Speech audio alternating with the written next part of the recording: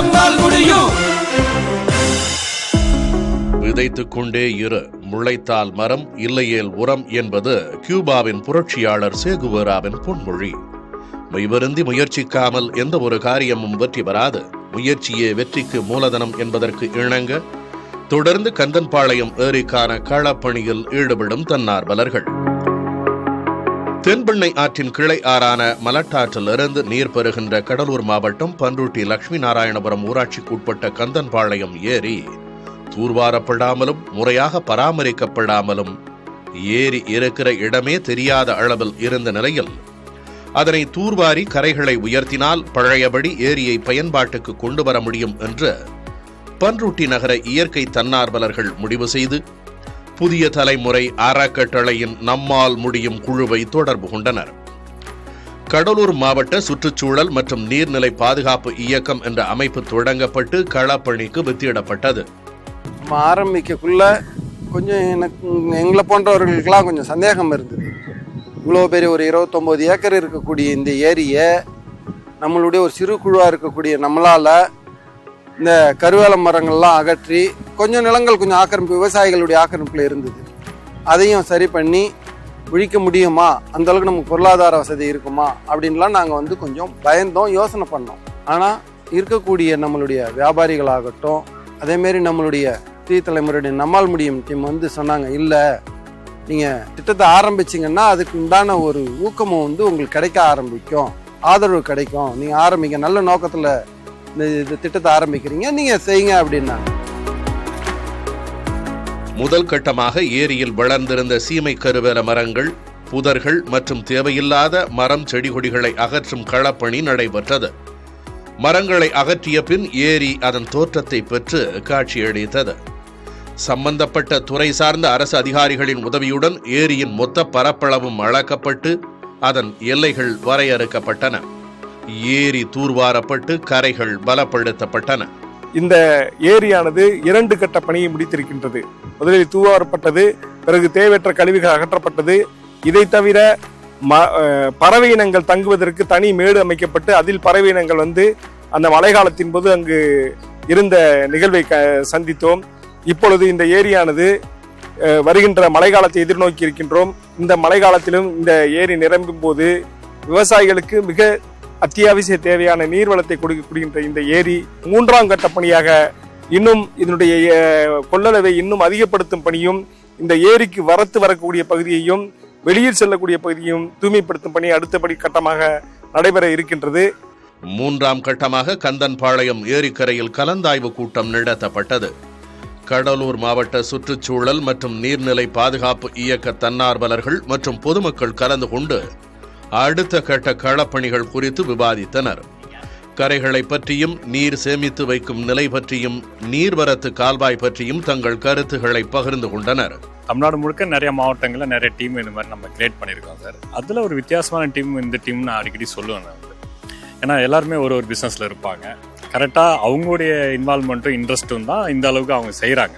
மற்ற ஊரில் பார்த்தீங்கன்னா யங்ஸ்டர்ஸ் கொஞ்சம் பசங்க செய்வாங்க, காலேஜ் பசங்க இருப்பாங்க, பெரியவங்க வரமாட்டாங்க, வந்தால் கூட 10 நிமிஷத்தில் கிளம்பி போயிடுவாங்கன்னு வச்சுங்களேன். இங்கே மட்டும்தான் இவ்வளோ ஒரு ஒத்துழைப்பு இருக்குது, இன்ட்ரெஸ்ட் இருக்குது, சப்போர்ட் பண்ணுறாங்க. கரைகளை பலப்படுத்தி நடைப்பயிற்சி தளம் அமைத்தால் பொதுமக்கள் பயன்படுத்தவும் ஏரியை பாதுகாக்கவும் உதவியாக இருக்கும் என்று கோரிக்கை வைத்தனர். சென்ற ஆண்டு நடப்பட்ட மரக்கன்றுகளை பார்வையிட்டு ஆய்வு செய்தனர்.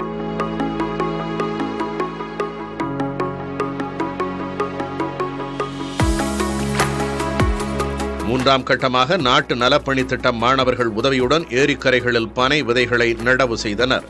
இன்று ஒரு 1000 மரக்கன்றுகளும் 5000 பனை விதைகளும் நடுவதற்கு திட்டமிட்டு இன்று ஒரு நாள் சிறப்பு முகாமாக எங்கள் பள்ளி மாணவர்களை அழைத்து வந்து 1000 பனை விதைகள் இன்று நட்டு முடித்து விட்டோம்.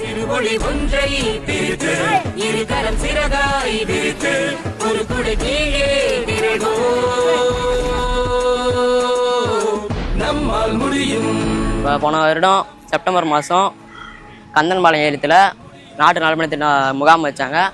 எங்கள் பசங்களோட நாங்கள் நல்லா 5000 பனை விதைகள் 1000 மரக்கன்றுகள் நட்டோம்.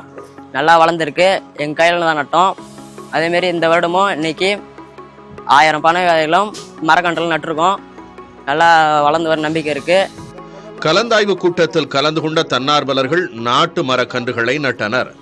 உங்கள் வீட்டில் உங்கள் நல்லது கட்டதுக்கு ஏதாவது தாயார் நினைவு நாளோ இல்லை தகப்பனார் நினைவு நாளோ இந்த சகோதரர் நினைவு நாளோ கூட நீங்கள் மரக்கன்றுகள் நடுறதுக்கு ஏற்பாடு பண்ணீங்கன்னா நாங்கள் கிட்ட இருந்து நட்டு கொடுக்குறோம்.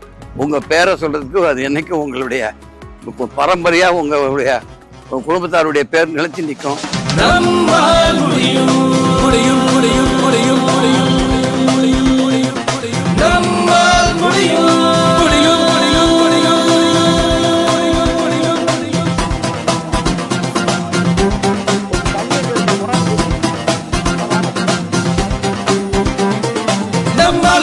இப்போ மழை தண்ணி இருக்கும் போதெல்லாம் செடி செழிப்பாக இருக்கும். இந்த வெய்ய நாளில் பார்த்தீங்கன்னா தண்ணி ஊற்றுறதுக்கு ரொம்ப சிரமமாக இருக்குது. அப்போ செடி வாடும் போதெல்லாம் ரொம்ப மனசு கஷ்டமாக இருக்குது. இங்கே ஸ்கூலுக்கு போகும்போது பையனை கூப்பிட்டு போகும்போதெல்லாம் அந்த செடியை பார்ப்பேன்.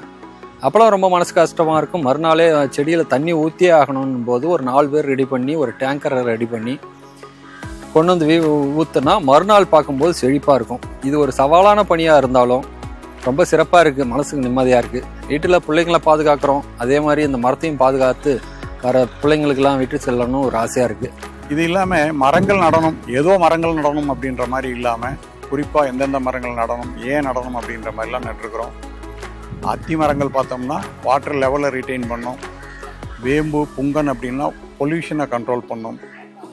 இலுப்பை மரங்கள் நட்டுருக்குறோம். இலுப்பை மரங்கள் வந்து பார்த்தோம்னா பறவைகளை வந்து நிறைய வரும். அந்த பூக்கள் இருக்கும், அந்த பூக்களுடைய வாசனைக்கு பட்டாம்பூச்சிகள் வரும். இதனால் விதை பரவல்கள் நடக்கும்.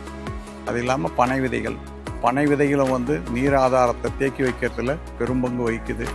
அதனால் ஒரு 15,000 பனை விதைகள் நட்டிருக்கிறோம்.